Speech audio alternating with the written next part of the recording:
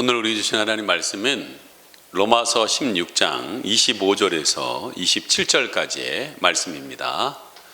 로마서 16장 25절에서 27절까지의 말씀, 우리 다 같이 합독하도록 하겠습니다. 로마서 16장 25절에서 27절 시작.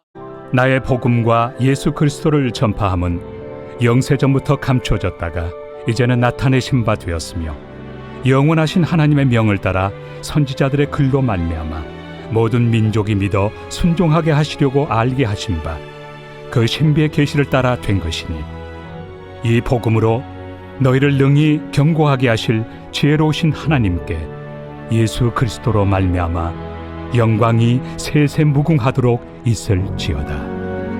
아멘. 우리 옆에 있는 분하고 한번 인사하도록 하겠습니다. 빛이 있으라. 오늘 재직이여 일어나라. 재직이여 일어나라. 저는 재직 아닌데요. 여러분, 성도도 하나님께 귀한 직분인 줄 믿습니다. 여러분, 리스트로베리를 쓴 하나님의 은혜라는 책이 있습니다. 그 이 책에서 나온 이야기인데, 6.25 전쟁 중 미군 아버지하고 한국 어머니 사이에서 태어난 한 소녀의 이야기입니다. 그녀는 서너 살 때 엄마로부터 버림을 받습니다. 그리고 3, 4살에 산에서 짐승처럼 생활을 하는데 사람들이 그 아이를 죽이려고 하고 그런 위협 속에 살아갑니다. 그리고 7살 무렵에는 불황아들의 모임인 거기에 들어가서 그곳에서 학대를 받고 강간을 당합니다. 그리고 콜레라에 걸려서 거의 죽을 지경이 되어서 고아원에 들어가게 됩니다. 거기서 한 입양아를 찾는 미국 선교사님 부부가 찾아오게 됩니다. 가난아이를 보러 온 선교사님은 빼짝 말라서 코로나로 인하여서 죽어가는 그 아이에게 더 연민이 느껴져서 그 아이를 부드럽게 이렇게 감싸 주었습니다. 그런 대접을 받아본 적이 없는 이 아이는 자신도 모르게 너무나 황홀했는데, 너무 기뻤는데, 반대로 그 손을 팍 부딪히면서 그 미국 선교사님 얼굴에 침을 뱉어버렸어요. 그것도 한 번도 아니고 2번이나. 더 안아주려고 하면 도망가서 옷장에 숨어버리는 일들이 벌어졌습니다. 여러분, 그 선교사님, 미국인 선교사님 부부는 그 아이에 대한 하나님이 주신 마음을 가지고 여러분, 자기 얼굴에 침을 뱉은 사람을 얘는 싹수가 놀았다. 나 같으면 포기할 텐데, 그 미국인 선교사님은 하나님이 주신 마음으로 그 아이를 여러분 입양아로, 자기의 자녀로 입양했습니다. 그리고 스테판이라는 좋은 이름을 정해 주었어요. 그랬는데 그 아이를 데리고 이제 자기 집으로 데려갔는데, 자기 집에 간 아이가 그런 생각을 한 거예요. 이 스테판이라는 아이가, 그래, 이 사람들은 나를 하녀로 써먹기 위해 불러가는 거야 라는 생각을 갖고 있었어요. 근데 계속 잘해주는 거예요. 그래서 신기하다 생각해가지고 동네에 친구들한테 얘기를 했어요. 야, 저 미국 사람 부부가 나를 계속 잘해줘. 계속 잘해줘 했더니 친구들이 얘기하는 거예요. 야, 너 그 집 딸이야. 야, 너 그 집 딸 아니야. 난 하녀로 그 집 간 거야. 나 딸 아니야. 아니야. 너네 엄마한테 가서 물어봐. 그 미국인 엄마한테 물어봐. 넌 분명히 그 집 딸이야. 그래가지고 집에 가가지고 아줌마, 나 이 집 딸이에요? 라고, 이게 아직 미국 영어가 익숙하지 않으니까 얘기하니까 통역관이 거기 집에 같이 미국 선교사님 집에 있었나 봐요. 이게 통역을 해준 거예요. 딸이냐고 물어보니까 눈물을 주르르 흘리시면서 그 미국 여자 선교사님이 눈을 흘리면서 넌 내 딸이라고, 내 딸이라고. 근데 그 순간에 뭉클한 감동과 함께 그런 마음이, 나는 이 집 딸이구나. 이 집 사람들이 그냥 나한테 잘해주는 게 아니구나. 딸처럼 얘기고 사랑해 주는구나. 그 마음에, 큰 마음이 감동이 왔습니다. 그리고 그 양부모님을 따라서 이제 미국으로 다시 돌아갔는데 17살이 됐을 때 겉으로는 적응한 것 같지만 그 마음속에서 딸이라는 인정을 받고 사랑을 많이 받는 건 감사한데, 한마음 구석에서 무슨 마음이 있었냐면, 이분들이 내 9살 때까지의 과거를 알면 아마 이분들은 날 버릴 거야. 지금 자기가 혼혈하잖아요. 예. 근데 자기가 미국 군인하고 한국 어머니 사이에서 태어난 거 알면 나를 버릴 거야. 미리 알고 다 입양한 거거든요. 예? 그런데 아마 이분들이 내가 짐승처럼 생활한 거 알면 날 버릴 거야. 그리고 내가 불황한 그 사람들 사이에 있어서 강간당하고 그거 알면 날 버릴 거야. 이 생각이 한쪽 구성에 사랑을 받으면 받을수록 더 많은 부담으로 느끼고 있었어요. 그러다 17살 때 어느 날 생일을 앞두고 엄마하고 다툼이 나서 소리 지르고 방에 들어가서 문 칵 닫고 입을 뒤집어 쓰고 있었습니다. 그랬더니 그 목사님이 찾아와서, 미국의 선교사님이 찾아와서, 엄마는 너를 진심으로 사랑하는데 왜 엄마가 주는 이 사랑을 너가 받으려고 하지 않니? 우리가 아무리 너를 사랑하려고 해도 네가 받아들이지 않으면 이 사랑은 너에게 전해질 수 없어. 나는 네가 이제는 우리의 힘으로 어떻게 할 수가 없다. 너를 하나님께 맡겨드린다. 지금 너와 함께 하시는 예수님을 한번 생각해 봐라. 그분이 널 도와주실 거야 라고 이렇게 얘기하고 스테파니 혼자 두고 나왔어요. 그때까지 스테파니는요, 예수님을 하나님의 아들 정도로만 생각했지 그분이 이 땅에 오신 진짜 이유에 대해서는 모르고 있었다라는 거예요. 그분이 오신 이유를 가만히 생각해 보니까 그 예수님도 아버지에게 버림받았다는 생각이 들더라는 거예요. 하늘에서 이렇게 내려오는 그 십자가에서 어찌하여 나를 버리셨습니까? 그래서 이분도 버림받으셨구나. 그리고 이 땅에 아버지가 친아빠가 아닌 것 같이 그것도 자기하고 같은 거예요. 예수님도 요셉이 아버지지만 진짜 아버지는 아니잖아요. 하나님 아버지가 진짜 아버지잖아요. 그리고 어렸을 때 집더미에 덮고 잤고 사람들에게 조롱과 학대받은 것도 왠지 비슷하더라는 거예요. 사람들이 그분을 죽이려고 쫓아다닌 것도 3살 4살 때 자기가 산속에서 도망갈 때 죽이려고 쫓아다니는 것과 비슷한 경험이 있더라는 거예요. 그러면서 예수님은 좀 나를 좀 이해할 수 있겠구나. 그러면서 하나님, 당신이 우리 아빠와 엄마가 말한 그런 분이라면, 정말 나를 사랑하시는 분이라면 나에게 뭔가 좀 해주세요 라고 기도를 했어요. 그 순간. 그랬더니 뭔가 일어났어요. 뭐가 일어난 줄 아십니까? 눈물이 그렇게 쏟아지더래요.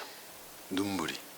여러분, 이 9살 때까지 얘는 이 거친 세상을 살면서 울면 안 된다라는 마음을 갖고 있었다. 울면 나를 무시하고 울면 나를 더 힘들게 한다라는 생각을 가지고 이 9살 때까지 울지를 않았다는 거예요. 근데 하나님, 당신이 진짜 아빠 엄마가 얘기한 그 하나님이라면 뭔가 일어나게 해주실 때 하나님이 눈물을 주신 거예요. 그냥 하염없이 눈물을 흘리기 시작하는 거예요. 방에서 뻥뻥 울기 시작하는 겁니다. 그런 가운데 그 눈물 울음소리를 듣고서 아빠 엄마가 들어와서 아빠는 스테파니의 발을 잡고 엄마는 그 손을 붙잡고 같이 울면서 기도하더라는 거예요. 근데 그 눈물 속에서 강력한 성령님이 그를 임재하는 걸 느꼈다는 거예요. 무뚝 깨달은 것은 예수님이 나를 아신다. 그럼에도 불구하고 나를 사랑하신다. 그 모든 내 모든 수치, 내 모든 죄, 내 모든 두려움, 내 모든 외로움 다 아시는데도 불구하고 나를 사랑하신다. 그 마음이 성령 가운데서 확 오더라는 거예요.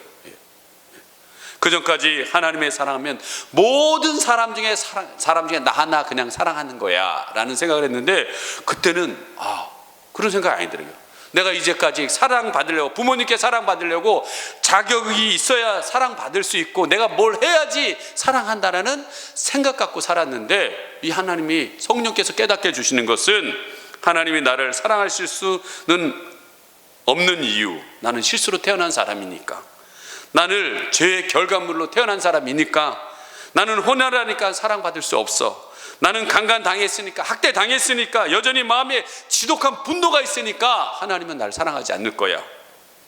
우리 아버지가 얘기한 것처럼 남을 용서하지 않는 마음을 갖고 있는 나를 하나님이 사랑하지 않을 거야 라고 생각했는데, 성령님이 깨닫게 해주시는 것은 그럼에도 불구하고 나를 사랑하신다는 거예요. 그 순간 마음에 부모님의 사랑도 있었지만 그 마음에 늘 뭘 해야 된다라고, 조건적인 사랑으로 해야 된다는 그 부담감이 툭 떨어지면서 그 마음에서 자유가 임하더라는 거예요. 여러분, 이게 바로 은혜의 복음입니다. 여러분, 이걸 깨달아야 된다는 거예요. 그리고 가장 큰 기적 중에 큰 기적은 그 마음에 푹 떨어지면서 뭘 하게 됐냐? 기적은 자기를 사랑하게 됐다는 거예요. 지금까지 9살 동안에 그 시간들이 자기에게 괴로움이 되고 17살 그 사랑을 받았음에도 불구하고 그것이 여러분 올무처럼 그들을 붙잡고 있었는데 그것들이 다 풀어지는 일들이 일어났다는 거예요. 그리고 그 9년 동안의 고통스러운 시간들을 여러분 그 시간들이 있었기에 우리 예수님이 께로 인도됐구나, 내가 이 사랑을 깨닫게 됐구나라는 사실을 알게 됐다는 거예요. 이 스테파니는 상처받은 젊은 여성들, 그들을 훌륭하게 사역하는 상담하는 여자가 되었다고 합니다. 그리고 그는 고백해요. 난 2번 입양당했다고. 첫 번째는 이 미국 선교사님 가정에 입양된 거고, 두 번째는 하나님께 내가 입양됐다고. 이게 은혜라고. 여러분 이게 바로 복음인 겁니다. 기쁜 소식이라는 거예요. 여러분 오늘 우리는 스테파니와 같은 입양아 출신은 아닙니다. 그러나 우리는 영적으로 하나님을 아버지라고 부릅니다. 우리도 하나님께 입양된 거예요. 누구 때문에? 예수님 때문에 그분의 자녀가 된 것을 고백합니다. 여러분 오늘 예수님이 우리에게 뭐라고 얘기하느냐? 요한복음 14장 18절입니다. 같이 읽어봅니다. 시작. 내가 너희를 고아와 같이 버려두지 아니하고 너희에게로 오리라. 예수님이 얘기하는 거예요. 여러분 지금 너무 힘들고 어려운 상황이 있더라도 꼭 나 혼자 있다라는 느낌이 있더라도 예수님 오늘 얘기하는 거예요. 뭐래? 너희를 고아와 같이 내버려두지 않는다고 그랬어요. 여러분 예수님을 믿는 순간 하나님은 우리의 아버지가 되시는 겁니다. 여러분 하나님의 자녀로 입양되신 것을 믿으시기 바랍니다. 자녀로 삼아주신 것도 너무 귀한 일인데 여러분 그런 나에게, 정말 보잘것없는 나에게 여러분 스테파니처럼 또 다른 사람들, 상처받은 젊은 여성들을 치유할 수 있는 귀한 일을 맡기듯이 오늘도 여러분에게 귀한 일들을 하나씩 맡기신 줄 믿습니다. 저는요 그 맡겨준 게, 저도 이 목사로 이렇게 서 있지만 나 같은 게 이 자리에 서서 어떻게 말씀을 전할까, 그런 생각을 해요. 이렇게 훌륭한 분들이 어떻게 나를 통해서 하나님의 말씀을 듣고 있지? 이런 생각이 있어요. 왜? 제가 제 과거를 알거든요. 정말 나 같은 자를, 저도 상처가 참 많아요. 아픔이 많습니다. 그럼에도 불구하고 정말 예수님이 보혈의 피로 날 씻어주시고 정말 하나님의 자녀 삼아주시고 또 목사라는 귀한 자녀, 이 직분을 맡겨주신 게 너무 감사드려요. 정말 너무 감사합니다. 여러분 이 은혜의 복음으로 여러분이 무장을 하셔야 어떠한 상황 속에서도 흔들리지 않고 기쁨으로 여러분 살아가실 뿐만 아니라 교회 생활도 그렇게 할 수 있는 줄 믿습니다. 이런 행복한 교회 생활과 여러분 오늘 재직으로 임명받는 분들이 재직의 생활에는 반드시 필요한 것이 있습니다. 그것은 뭐냐? 첫째는요, 나의 복음이 있어야 된다는 거예요. 무슨 복음이 있어야 된다고요? 나의 복음이 있어야 된다는 거예요. 여러분 오늘 25절 말씀 같이 한번 읽어보겠습니다. 시작. 나의 복음과 예수 그리스도를 전파함은 영세전부터 감춰져 있다가. 여러분 하나님의 나라의 재직이 누구예요? 오늘 이 로마서를 쓴 바울입니다. 바울도 사도라는 재직을 맡은 거예요. 그래서 전 세계를 다니면서 복음을 전했습니다. 그랬던 오늘 바울이 로마서라는 편지를 쓰면서 마지막에 나의 복음이라는 거예요. 나의 예수님, 나를 구원해 주신 예수님. 오늘도 이 자리에 앉아 있지만 여러분 신앙생활에 가장 중요한 것은 나의 예수 그리스도, 나의 예수님이 나의 인생을 바꿔주었다는 그 스테파니와 같은 그런 고백이 여러분 반드시 있어야 돼요. 특별히 재직으로 맡으신 분들은 여러분 나의 복음이 있어야 된다는 거예요. 여러분 이 복음은 어떤 역사가 있느냐면요, 우리 예수님은 여러분에게 이 은혜의 복음을 깨닫기를 간절히 원했다는 거예요. 26절 같이 한번 읽어보겠습니다. 시작. 이제는 나타나신 바 되었으며 영원하신 하나님의 명을 따라 선지자들의 글로 말미암아 모든 민족이 믿어 순종하게 하시려고 알게 하신 바 그 신비의 계시를 따라 된 것이니 이 복음으로 너희를 능히 견고하게 하실. 이제는 나타나신 바 되었으며, 여러분 이제는 예수님이 나타나셨어요. 우리에게 오셨어요. 근데 여러분 그 오신 예수님이 어떤 분이라는 것을 잘 모르고 있는 것 같아요. 이 은혜의 복음을 너무나 몰라서 여러분 너무나 힘든 시간들을 보내고 계신 것을 하나님이 안타까워하고 있다는 거예요. 많은 선지자들을 보내고 예수님이 오신 것을 사도를 통해서 제자들을 통해서 끊임없이 오늘 저를 통해서도 여러분 셀 리더들을 통해서 여러분 주위에 있는 사람들 예수를 통해 계속 얘기하고 있다는 거예요. 예수를 만나야 살 수 있습니다. 예, 끊임없이 얘기하는데 이 신비의 계시를 여러분이 깨달아 알아야 되는 거예요. 하나님의 은혜로 아셔야 된대요. 이 스테파니가 변하는 그 과정처럼 여러분 반드시 그 변화의 시간들이 필요하다는 거예요. 그 복음을 알면 오늘 말씀처럼 너희를 능히 견고하게 하실 거라고 했잖아요. 여러분 흔들리지 않습니다. 하나님이 나를 사랑하신다는 이 확신에 서 있는 사람은 흔들리지 않습니다. 나를 위해서 죽기까지 사랑하신 예수님의 그 십자가의 사랑을 알면요 눈물이 흘릴 수밖에 없습니다. 예. 저는 여러분이 견고하게 쓰시기를 소망합니다. 이 복음의 터 위에 굳건히 쓰십시오. 우리 교회도 여러분 예수 그리스도의 터 위에 서야 합니다.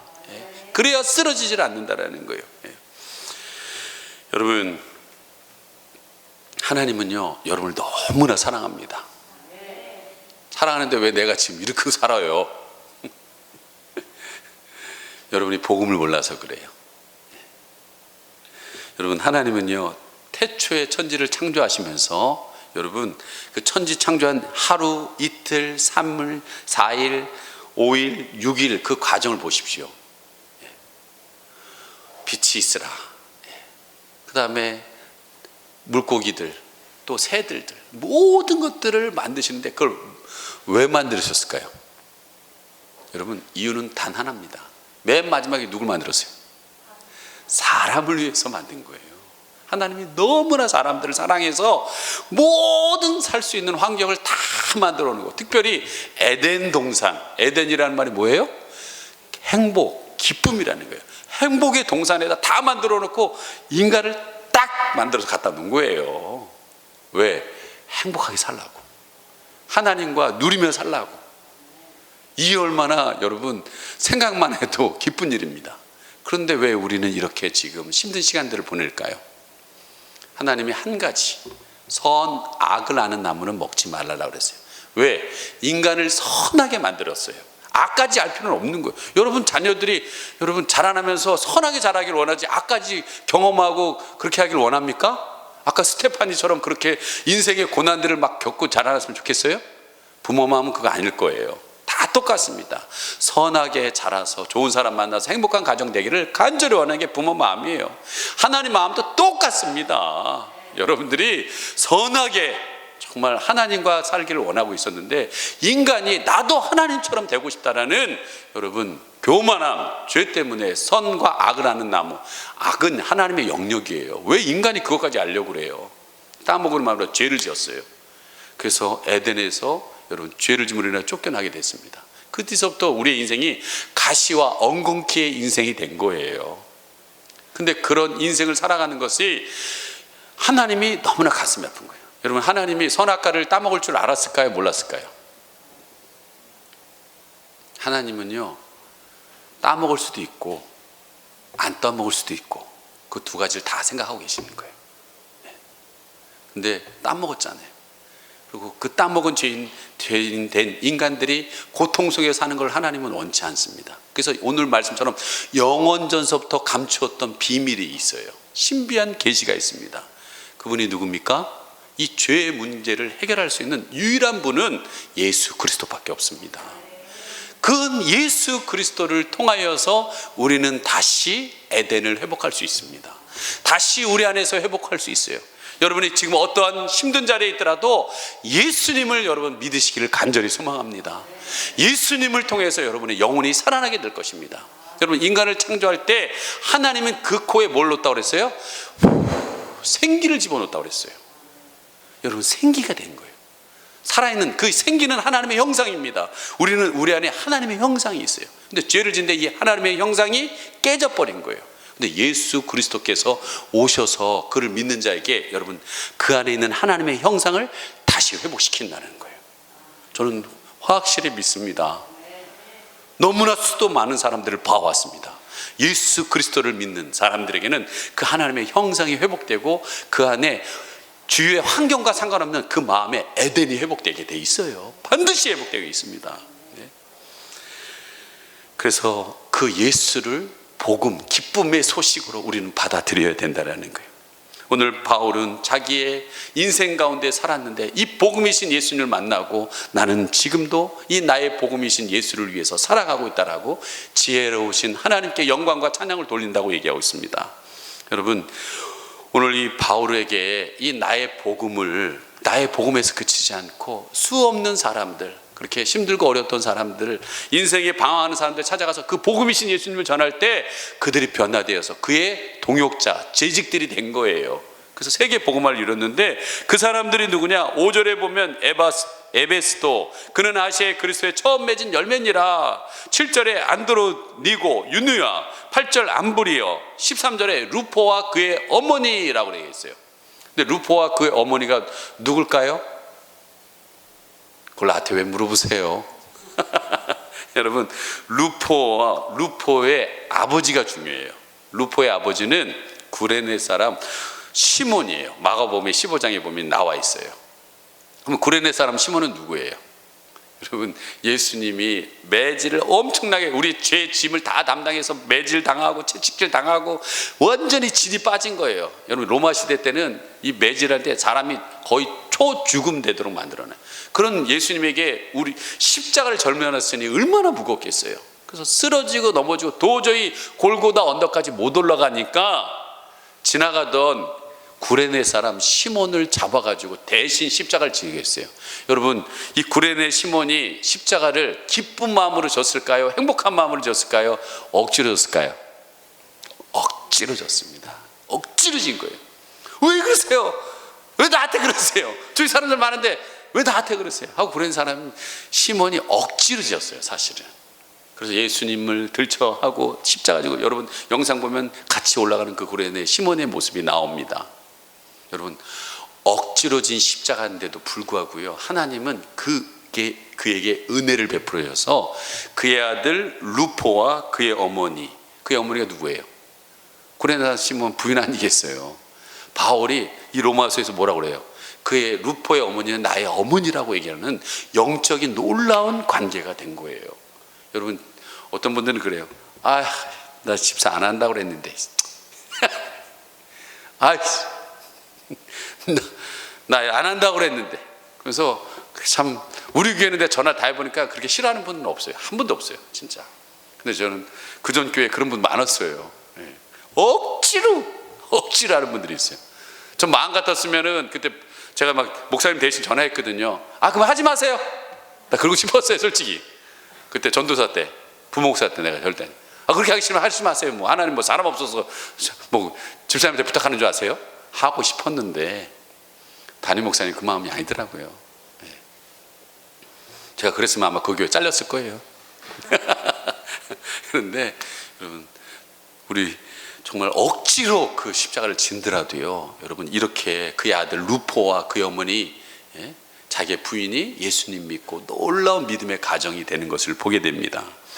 여러분 주위에 아직도 변화되지 않는 가족들이 있고 변화되지 않는 주위에 사람들이 있을 거예요. 근데 변화는요, 내가 시키는 게 아니에요. 저도 왜 저분 안 변하나, 저렇게 기도하고 저렇게 제자 훈련했는데 왜 안 변하나 하는데, 변화의 주체는 내가 아니더라고요. 변화는 누가 시키냐? 하나님이 하시는 거예요. 그래서 아볼로는 물을 주고 나는 가꿨으며 결론은 자라나게 하시는 이는 하나님이라는 거예요. 그래서 여러분, 복음을 내가 깨닫고 나는 복음을 얘기할 뿐이에요. 내가 예수님 만난 경험들을 얘기하면 되는 거예요. 나의 복음만 얘기하면 되는 거예요. 그럼 그 사람도 어느 순간 그 순간에 나도 예수님 통해서 그렇게 평안을 얻고 싶다, 그런 은혜가 옵니다. 여러분, 나의 복음이 있어야 됩니다. 두 번째, 여러분, 이런 행복한 교회 생활과 재직 생활을 하기 위해서 반드시 필요한 것은 뭐냐? 여러분, 영적 관계가 있는 재직이 돼야 된다는 거예요. 그냥 교회 한번 와가지고 얼굴 보면서 안녕하세요 이러고 끝나는 관계가 돼서는 안 된다는 거예요. 무슨 관계예요? 영적 관계가 돼야 된다는 거예요. 여러분, 사람은 모든 것을 할 때 일이 힘든 게 아니에요. 직장생활 해보시면 알겠지만, 여러분, 뭐가 힘들어요? 관계가 힘들어요. 관계가 참 사람마다 성향이 다 틀려요. 근데 오늘 로마서 16장에 보면은 여러분, 바울과의 마음을 시원케 하는 영적인 관계가 있는 그 두 세 사람을 소개하고 있습니다. 첫째는요, 로마서 16장 1절과 2절. 여러분 같이 한번 읽어보겠습니다. 시작.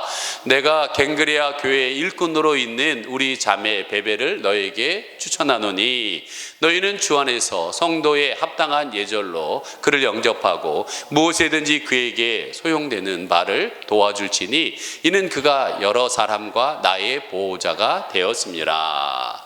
자, 여기 누굴 얘기하고 있어요? 갱그레아 교회의 일꾼인 베베가 나오고 있습니다. 여러분, 이 베베는 어떤 사람일까요? 남자일까요? 여자일까요? 네? 여자입니다. 여자입니다. 근데 이 여자분이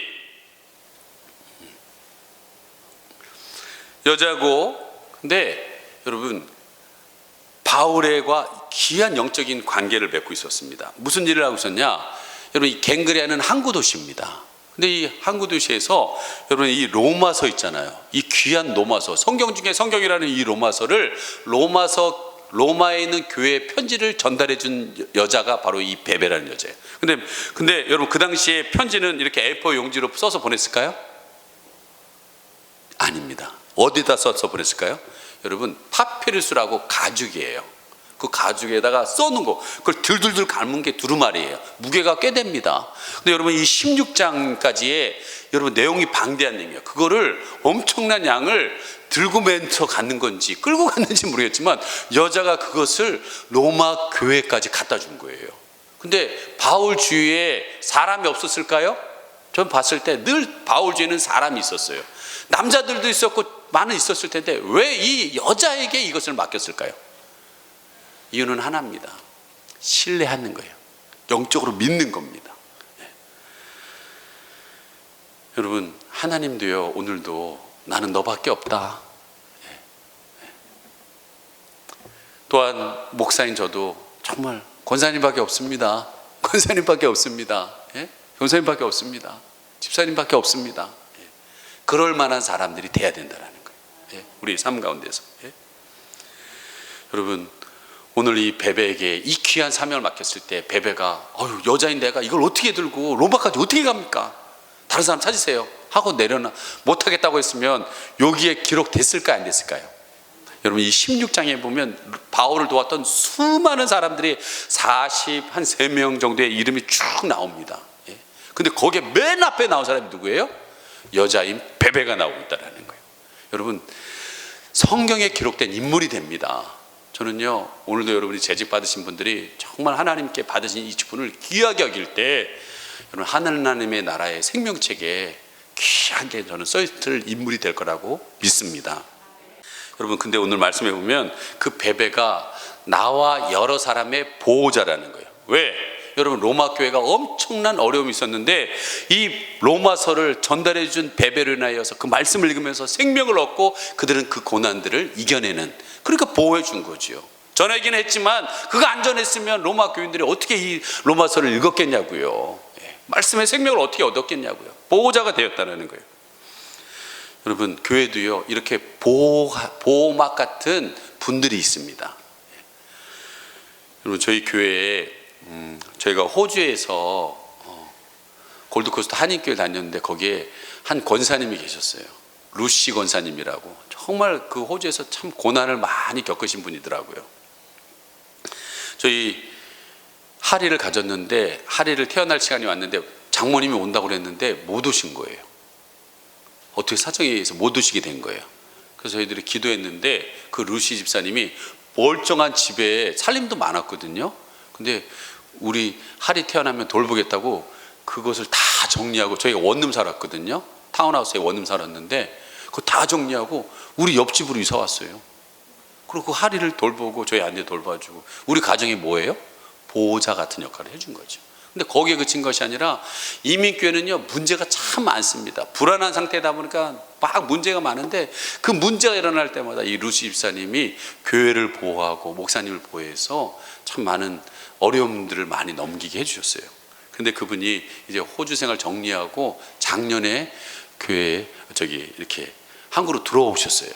한국에 들어오셨는데 섬기는 교회가 대전에 있어요. 그리고 남편이 대전의 고위 공무원 출신이에요. 그러니까 고위 공무원 부인이에요. 그런데도 불구하고 어느 날 매일 성경을 읽는데 아침에 일어나서 성경을 읽고 기도하는데 갑자기 그런 마음이 들더라는 거예요. 아, 내가 이렇게 살아가는 게 옳은 것인가? 이 남은 인생을 이렇게 살아가는 것이 옳은 거죠. 뭔가는 의미 있는 일을 해야 되지 않겠는가? 그런 마음이 들더라는 거예요.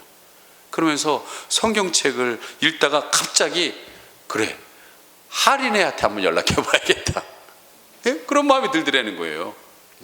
그래서 저희 아내한테 전화를 했어요. 방문해도 되겠냐고. 그래서 저희 아내가 아침에 받고 오시라고. 보통 요즘 코로나는 어디 누구 집 찾아가기가 참 어렵잖아요. 예. 누구 오는 것도 반기지 않잖아요. 근데 저희 아내가 오라고 그러니까 오셨어요. 그리고 오셔서 저기 카페에서 이런저런 여기 지금까지 있었던 이야기 들으면서 우리 또 교회에 이렇게 카페를 하고 있는데 지금 뭐 할 수 없는 상황이고 뭐 이런 얘기를 자기 하다가 얘기를 끝냈어요. 근데 우리 교회에 올라와서 앉아서 찬양이 착 있는데 딱 와서 저 뒷자리에 앉아서 기도하는데 자기가 고국에 들어왔지만 마음이 안착이 되는 교회를 찾지를 못했다는 거예요. 근데 저 뒷자리에 앉는데 갑자기 다 이 교회다. 그런 마음이 들더라는 거예요. 예? 이 교회구나. 그런 마음이 들고 마음의 평안이 확 오더라는 거예요. 그리고 내려가서 카페에 앉아 있는데 뭐 카페가 어렵다는 얘기 막 듣고 그랬지만 그 테라스 있잖아요. 테라스에 이런 의자들 있잖아요. 거기서 많은 젊은 사람들이 오고 아이들이 뛰노는 모습이 그려지더라는 거예요. 여러분 이걸 뭐라고 그러냐? 비전이라고 합니다. 지금은 눈덩이에 써 있고 아무 소용이 없는 거지만 그게 보이는 거예요. 아, 내가 여기서 무엇인가는 할 수 있겠구나. 그런 마음이 들어서 내려가서 고위 공무원인 남편에게 얘기했대요. 우리 할인에 거기 가서 내가 도와줘야 될 것 같다고. 그래서 월요일서부터 금요일까지 오셔가지고요. 지금 주방하고요, 카페하고요. 예, 그리고 항상 교회 오면 밥 먹을 수 있도록 밥하고 지금 미역국하고 다 끓여놨어요. 모여서 먹으면 안 돼요. 모여서 먹으면 안 되지만 교회 언제든지 와서 배고파하지 말고 밥 먹으라고 저다 부엌에다 다 해놨어요. 이야, 나 진짜 이런 일도 일어나는구나. 예? 그런 게 드는 거예요. 예. 여러분 참 루시 권사님에게 그런 마음을 갖게끔 해주신 하나님께 감사하고 루시 권사님한테 감사합니다. 근데 가만히 제가 뒤돌아보니까 우리 교회가 이렇게 10년, 지금 10주년이거든요. 10년 오는 동안에 우리 최가표 권사님이 지금까지 한 9년에 여기 이전하기 전까지 기도하고 헌신하고 또 물질하시면서 예? 얼마나 많은 그렇게 해주신 것이 저희 마음에 보호가 됐는지 몰라요. 그리고 이 이전에 와서는 권사님이 몸이 아프셔서 매일 나올 수는 없고 이렇게 새벽기도 나올 수 없는 상황이지만 또 우리 곽순희 권사님하고 조용희 권사님이 여기 두 자리에 앉으셔서 맨날 손 들고 막 새벽마다 기도해 주죠. 근데 목사는요 다른 게 저기가 아니라 이분들이 기도하는 그 소리들이요 제 마음에 보호가 돼요. 예. 저녁에는 직장 끝나고 와서 기도하시는 그 소리를 들으면 교회가 보호되고 있다는 느낌이 듭니다. 여러분 또한 누군가 여러분을 위해서 기도하고 있다는 걸 기억하십시오. 누가 여러분을 하나님께서 보호해 달라고 기도하고 있다는 걸 기억하십시오. 이런 영적인 보호자가 되는 관계. 두 번째는요 우리 오늘 3절과 4절 한번 같이 읽어보겠습니다. 3절과 4절 시작. 너희는 그리스도 예수 안에서 너희 동역자들인 브리스가와 아굴라에게 문안하라. 그들은 내 목숨을 위하여 자기들의 목까지 내놓았나니 나뿐 아니라 이방인의 모든 교회도 그들에게 감사하느니라. 예. 오늘 보면 브리스가와 아굴라가 나옵니다. 이 사람 이 브리스가가 여러분 누가 남자일까요? 예, 아굴라가 뒤에 남편이 뒤로 갑니다. 브리스가가 여자예요. 예. 이 부부입니다. 근데 이들은 얼마나 이 바울 위해서 영적인 관계가 잘 돼 있냐면 목숨까지 내놓는다고 그랬어요. 예. 이거 쉬운 관계가 아닙니다. 예. 근데 저는요 우리 교회에 브리스가와 아굴라 같은 분이 있어요. 그분이 누구냐? 함창호, 정진우 전도사님과 사모님이에요. 그분 딱 오는데 하나님 기도하는데 브리스가와 아굴라다 그러더라고요.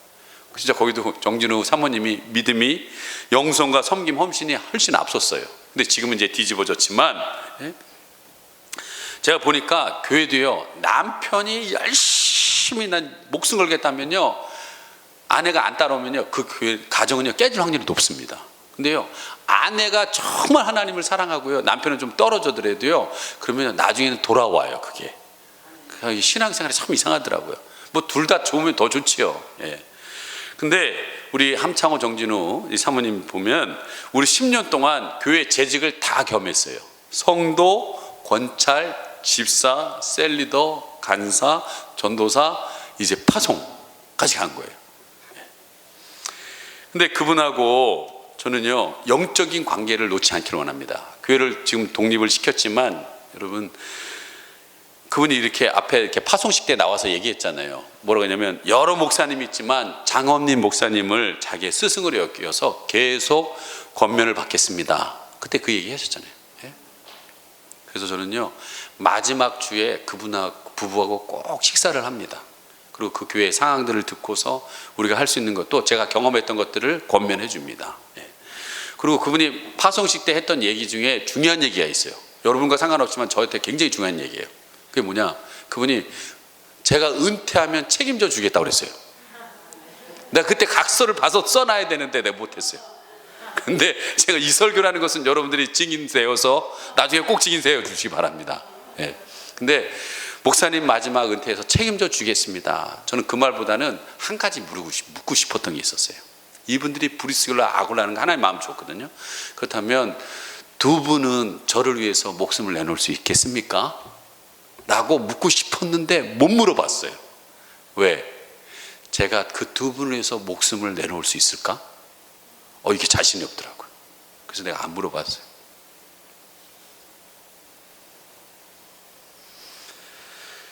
여러분, 그러나 저와 아내가 저는요, 그런 관계까지, 여러분을 위해서 목숨을 내놓는 그 관계까지 됐으면 좋겠습니다.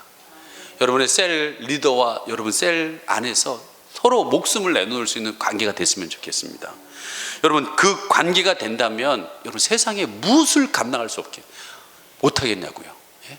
그렇다면 브리스 아굴라는 처음서부터 목숨을 만나자마자 이분들을 위해서 목숨을 내놔야지 그렇게 결심했을까요?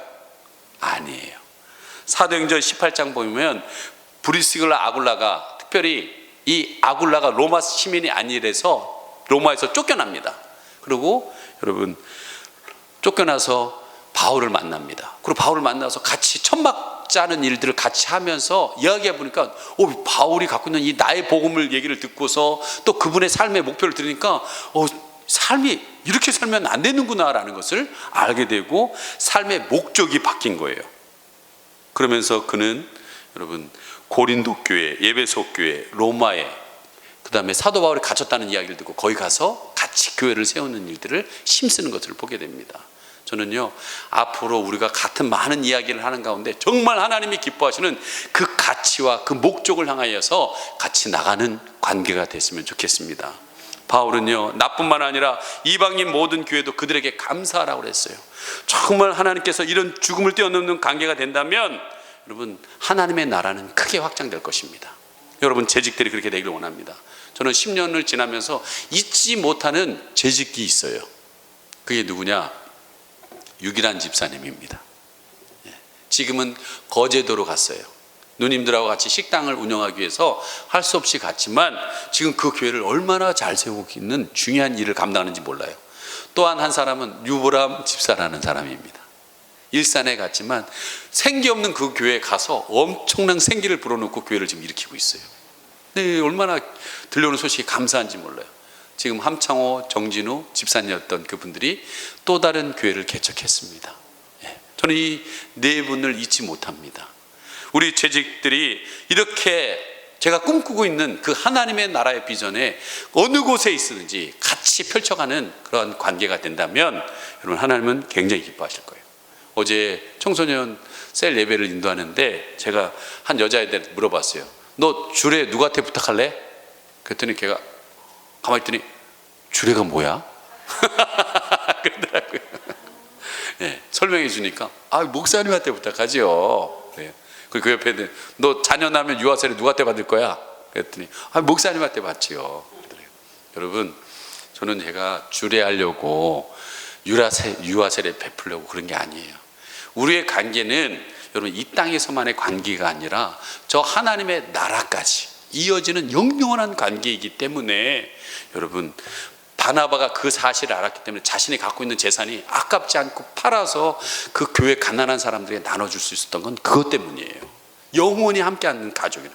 그래서 우리는 영적인 관계로 맺어진 가족들이 되기를 간절히 소망합니다. 마지막은 여러분, 행복한 교회 생활과 재직 생활을 하려면요, 교회 안에 질서가 세워지고 그 질서에 따라 순종하는 재직들이 되셔야 합니다. 많은 분들은 질서 얘기하면 싫어하는데요, 저도 그렇게 질서를 막 지키는 거를 말레이시아에 갔더니 프리하고 좋더라고요. 막 오토바이가 막 교통 신호 상관없이 막 가고요, 차도 안 세우고 막 가도 되더라고요. 막 처음엔 그게 편한 줄 알았어요. 신호 무시하고 가고 그런 것들이 안 잡고 그러니까 편한 줄 알았어요. 근데 얼마 안 있다가 깨달았어요. 이러다 죽겠구나. 여러분, 모든 행복과 여러분 평안은요, 질서 가운데 이루어지는 거예요. 서로를 지켜낼 때에 여러분 평안이 오는 겁니다. 여러분, 제가 성경을 묵상하는 가운데서 신약 성경을 묵상하는데 왜 복음서, 마태, 마가, 누가, 요한복음, 그 다음에 사도행전, 로마서 이 순서대로 해놨을까? 뭐 여러 이유가 있겠지만 제 마음에 깨달은 것은 뭐냐, 여러분, 복음서에는 예수님과 12 제자의 여러분 아름다운 친밀함이 있습니다. 그리고 동역이 있어요. 가르치고 전파하며 전도할 때 예수님이 그들을 데리고 다니면서 그런 관계의 친밀감을 회복합니다. 그리고 사도행전에서 보면은 성령이 임하자 그들이 여러분 가족보다 더한 가족, 아까 했던 바나바가 재산을 아끼지 않고 다 서로 간에 챙기는 그런 영적인 가족이 됩니다. 근데 이 로마서를 지난주에 제가 이걸 마쳤거든요. 쭉 읽어보니까 이 바울과 여기 나와 있는 16장의 수많은 인물들이 영적인 군대와 같아요. 질서에 따라서 함께 동고동락하면서 나갈 때 세계 복음화를 이루는 기축과 같은 인물들이 일어나기 시작하더라는 거예요. 여러분, 그렇다면 이 친밀함과 동역을 깨는 것이 뭘까요? 두 가지입니다. 무질서와 분쟁이라는 거예요. 분열이라는 거예요. 여러분, 교회 안에서 분쟁을 일으키는 자들을 재직들은 분별할 줄 아셔야 된다는 거예요. 그래서 사도 바울은 이 로마서를 마무리하면서 이 중요한 마지막 부분에 이런 얘기를 합니다. 17절 18절 같이 한번 읽어보겠습니다. 시작. 형제들아, 내가 너희를 권하노니 너희가 배운 교훈을 거슬러 분쟁을 일으키거나 거치게 하는 자들을 살피고 그들에게서 떠나라. 이 같은 자들은 우리 주 그리스도를 섬기지 아니하고 다만 자기들의 배만 섬기나니 교만한 말과 아첨한 말로 순전한 자들의 마음을 미혹하느니라. 자, 여기서 질서를 깨고 분쟁을 일으키는 사람들의 특징이 뭐라는 걸 얘기하고 있어요. 그게 뭡니까? 이와 같은 자들이라고 했어요. 그 이와 같은 자들의 특징이 뭐냐? 우리 주 그리스도를 섬기지 아니한다고 그랬어요. 교회는 다니는데 예수를 주인으로 여기지 않는다는 거예요. 여러분, 저는 이민교회가 수많은 교회 왜 분쟁이 일어나는 걸 봤습니다. 장로님이 확 일어나고요, 목사님이 독재로 막 하고 막 그런 문제들 가운데서 가만히 보니까 그분들이 특징이 있더라고요. 내가 그러면서 나오더라고요. 내가. 여러분, 교회는요, 주인은 예수님이에요. 그 누구가 주인 돼서는 안 됩니다. 저 교회 안에서 분쟁이 일어났는데 제가 그때 전도사인데요, 목사님도 기도하러 안 나오시더라고요. 재직들하고 싸우고 나니 재직들은 또 안 나오더라고요. 그게 옳은 건가? 나 그때 참 의문이 많이 들었어요. 여러분, 문제가 안 일어날 수 없어요. 교회 안에 사람들, 다양한 사람들이 사는데 모였는데 그게 왜 문제가 안 일어나겠어요? 문제가 일어났는데 그때 문제가 터졌으면 목사님은 하나님 앞에 나와서 교회 주인 되신 예수님은 어떻게 이 문제를 해결됩니까? 라고 물어야 되는 거고, 재직들도 그 문제 앞에서 나와서 하나님 앞에 물어야 되는 거죠. 그리고 묻고 분쟁 가운데 다시 모여서 자기 자신을 내놓고 예수님을 주인으로 같이 모여서 얘기하면 전 분명히 해결될 수 있다고 믿습니다. 자기가 주인 되니까 안 되는 거예요. 자기 배만 채우려고 하니까 안 된다는 거예요. 교만한 말과 아첨한 말로 순전한 사람들 자꾸 꼬여가는, 신천지 하나님의 교회같이 미혹하는 그들을 끌려가도록 내버려둬서는 안 된다는 거예요. 재직들은 그들을 보호해야 된다는 것을 이야기하고 있다는 거예요. 여러분, 거기에서 가장 필요한 것이 뭐냐? 분별력입니다. 기준이 분별력이 있어야 돼요. 이 마지막 시대는 더욱 그렇습니다. 여러분, 이런 영적인 문제 가운데 분별하면서 이렇게 얘기하고 있어요. 19절 20절 같이 했습니다. 시작. 너희의 순종함이 모든 사람에게 들리는지라. 그러므로 내가 너희를 말미암아 기뻐하노니 너희가 선한 데 지혜롭고 악한 데 미련하기를 원하노라. 평강의 하나님께서 속히 사단을 너희 발 아래에서 상하게 하시리라. 우리 주 예수의 은혜가 너희에게 있을지어다. 바울은 얘기합니다. 너희의 순종함이 모든 사람에게 들린지라. 여러분, 부족하지만 영적인 질서를 하나님께 세워놓으셨어요. 여러분, 하나님의 말씀 가운데서 올바로 전한다면 여러분 순종하고 따라오셔야 됩니다. 그리고 여러분에게 뭐가 있어요? 선한 데는 지혜롭고 악한 데는 미련해야 돼. 아까 왜 선악과를 왜 따먹냐고요. 근데 선한 데는 지혜롭고 악한 데는 미련하십시오. 그리고 여러분들이 순종하고 이렇게 하나가 되면 똘똘 뭉쳐 있으면요 절대 사탄이 틈타지 못합니다.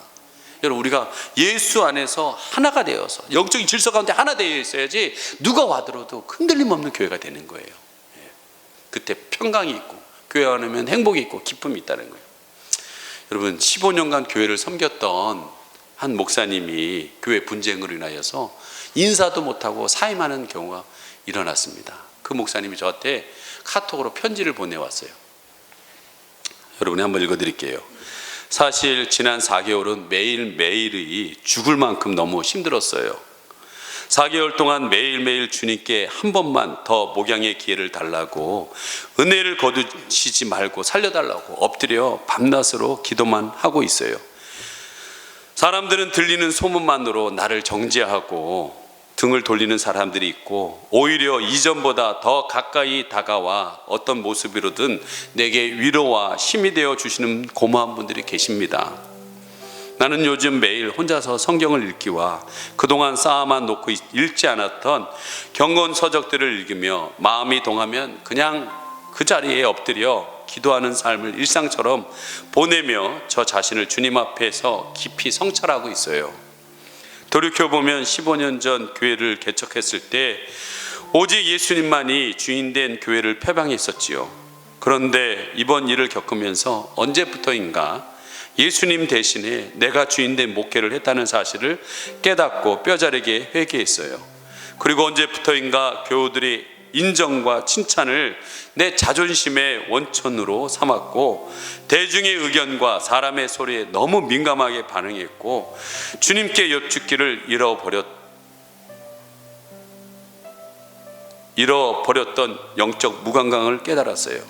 지금까지 했던 일들로 은근히 내가 바른 목회를 하고 있다는 생각으로 교만했던 죄를 깊이 깨닫고 회개의 눈물을 매일 쏟고 있어요. 목사님도 부디 초심을 잃어서는 안 돼요. 저는 이번 고통이 주님을 다시 주님의 자리로 모시고 하나님만을 나의 유일한 영광으로 삼는 회복의 헌신을 다짐하고 또 다짐했어요. 내가 이번 일을 통하여 진정으로 주님의 종으로 거듭나고 남은 생에 주님의 뜻은 진짜 이루며 살 수 있도록 기도해 주세요. 저는 이런 목사님의 진심을 알고 함께할 재직이 있다면 지금 그 교회가 지금 그런 어려움을 겪지 않을 거라고 저는 믿습니다. 저도 위에 목사님의 권면과 또한 이번 금요일날 폭풍기도 때 성남제일교회라는 돌아가셨어요. 그 박영규 목사님이 간증하신 것을 우리 이번에 들었거든요. 근데 그분이 그러시더라고요. 천국에도 목사님과 장로님 많은 재직들이 있다고. 근데 부끄러운 구원을 받고 와 있는 목사님과 재직들이 많대요. 근데 거기서 끝난 게 아니라 지옥 얘기를 하시면서 거기에 목사님, 권사님, 안수 집사님 많은 성도들이 와 있다는 거예요. 근데 그들의 공통된 특징이 있다는 거예요. 부끄러운 구원은 끝까지 예수님을 믿는 사람은 부끄러운 구원을 받는다는 거예요. 근데 왜 부끄러운 구원도 못 받는 사람이 있느냐? 그 사람들의 공통된 특징이 있다는 거예요. 그것은 바로 회개가 없다라는 거예요. 여러분, 하나님 앞에 자신을 돌아보시기 바랍니다. 그 박영규 목사님, 지금은 분당 우리 교회라고 유명한 교회 있잖아요. 그게 송림 중고등학교 그 체육관에서 하는 거거든요. 근데 그 학교에 그분이 재단 이사장이에요. 주인이었어요. 그래서 천국과 지옥 갔다 온 뒤에 그걸 다 팔아서 2천억을 다 가난한 사람, 어려운 사람들에게 다 나눠줬다고 그러더라고요. 그리고 그분이 그렇게 얘기하더라고요. 목사들이 너무 칭찬받으려고, 영광받으려고, 대접받으려고 그 얘기가 그냥 확 들어오더라고요. 그래서 제가 어제 오늘 새벽에도 하나님 그런 자리에 쓰지 않도록 도와주세요. 내 힘으로 못 이깁니다. 하나님 도와주세요. 저는 여러분과 모두가 여기 계신 분들이 하나님 나라 천국에 다 안착하기를 간절히 소망합니다. 근데 내 죄는 내가 못 봐요. 주님이 알려주셔야 돼요. 그래서 오늘도 여러분 이 찬양 함께 부르시면서 예수님, 나는 주님을 의지합니다. 주님을 사랑합니다. 내 죄를 보게 하시고 회개케 하여 주셔서 하나님께서 원하시는 삶 살 수 있도록 도와달라고 이 시간 함께 우리 찬양하시고 기도하겠습니다. 나의 피난처 예수 의지해요.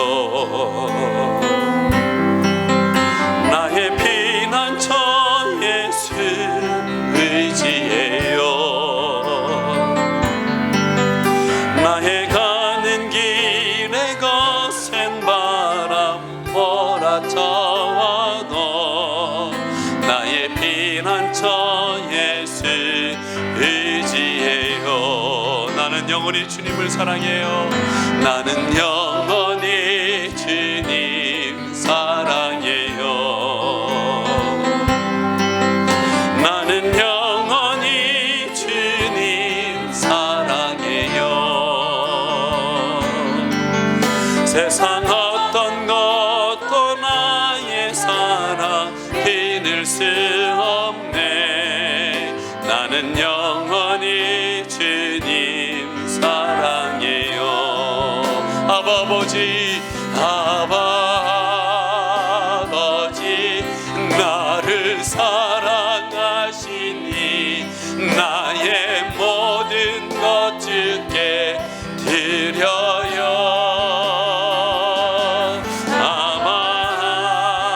아버지, 내가 여기 있으니 주님 영광 위하여 서주세요. 아버지, 아버지, 나를 사랑하시니 나의 모든 것 주께 드려요. 아버지, 아버지, 내가 여기 있으니 주님 교회 위하여 서주. 우리 두 손 들고 함께 찬양합니다. 아버지, 아버지, 나를 사랑하시니 나의 모든 것 주께 드려요.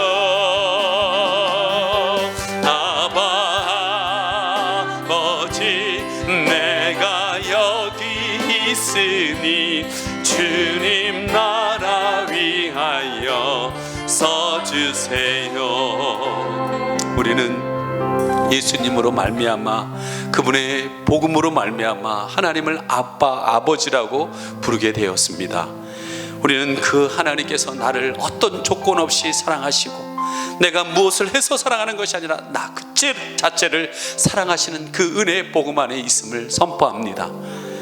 이제 그 은혜를, 나 같은 죄인을 구원해주신 그 은혜에 감사하며 나의 주어진 인생에 주어진 귀한 사명, 그것이 작은 일이든 큰 일이든 하나님이 나에게 맡겨주신 일이기에 하나님 최선을 다하기를 원합니다. 하나님 부족하지만 주님 영광 위하여, 주님 교회 위하여, 주님 나라 위하여 나를 써 주시옵소서. 우리 주여 한번 부르고 기도합니다. 주여. 하나님, 나 같은 자를 하나님의 자녀 삼아주신 것 감사합니다. 너무나 부끄러운 과거와 하나님 아버지 내 마음의 성품이, 또한 내 하나님 아버지 교만이, 또한 하나님 아버지 하나님 너무나도 하나님 아버지 죄로 가득한 나의 인생 가운데 나를 사랑하여 주셔서 예수 그리스도를 보내주셔서 그 예수 그리스도 그분을 통하여 흘려주신 십자가의 놀라운 보혈의 피로 나의 죄를 씻어주신 것 감사합니다. 이제 하나님 예수님으로 말미암아 나의 복음으로 말미암아 예수님을 나의 아버지라 부릅니다. 이제 나를 사랑해 주신 그 하나님께서 나를 사랑하셔서 이제 하나님 아버지 귀한 직분을 맡겨주시사오니 이제 하나님 아버지 하나님 그 일을 하나님 아버지 하나님이여 하나님 원망과 불평이 아니라 감사와 하나님 기쁨으로 이 일들을 감당할 수 있도록 축복하여 주시옵소서. 아버지 나를 사랑하시니 나의 모든 것 주께 드려요.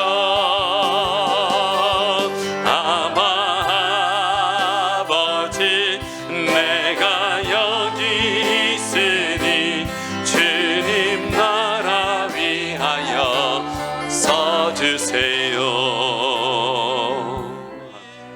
지금은 주 예수 그리스도의 은혜와 하나님의 그 크신 사랑과 내주하시는 성령의 교통하심이 주 예수 그리스도로 말미암아 나의 복음을 들고 맡겨진 귀한 직분을 감당하기를 원하는 귀한 재직들 성도님들 머리머리 위에 지금으로부터 영원히 함께 있을지어다. 아멘.